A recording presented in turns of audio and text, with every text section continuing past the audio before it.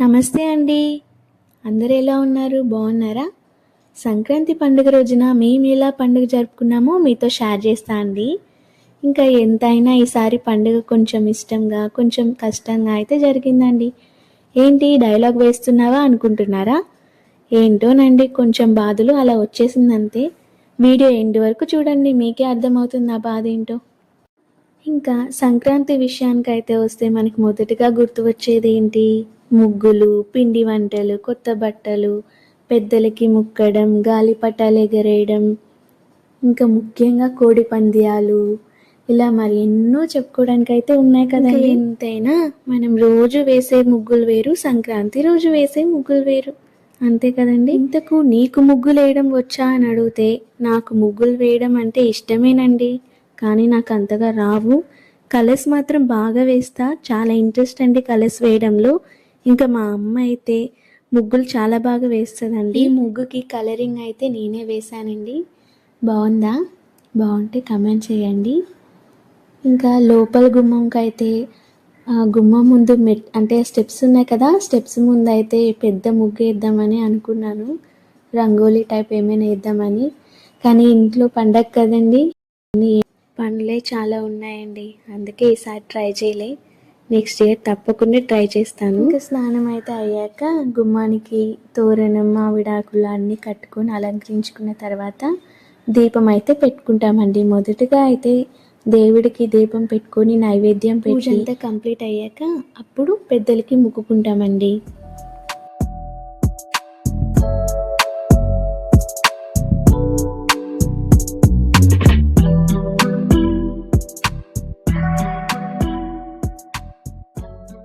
ముందుగా కొత్త బట్టలకి పసుపు బొట్టు పెట్టి మూలకి పెట్టుకుంటాము. పక్కనే గాజులు, పసుపు, కుంకుమ పెట్టుకుంటామండి.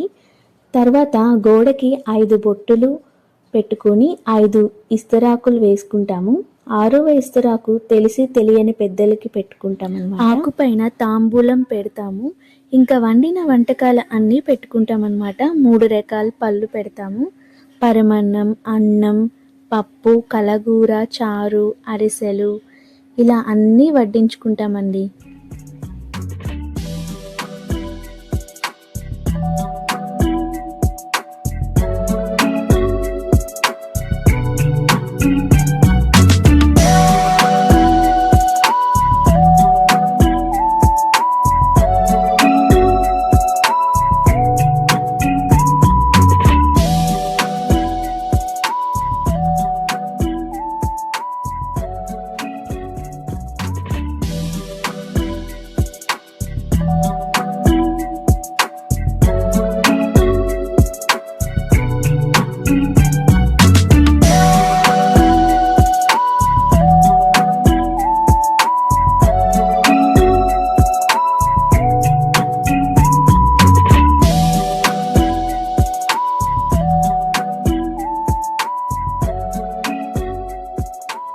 ఇంకా దీపం అనేది వెలిగించుకొని ఆరతి చూపించి పెద్దలకి దండం పెట్టుకుంటామండి.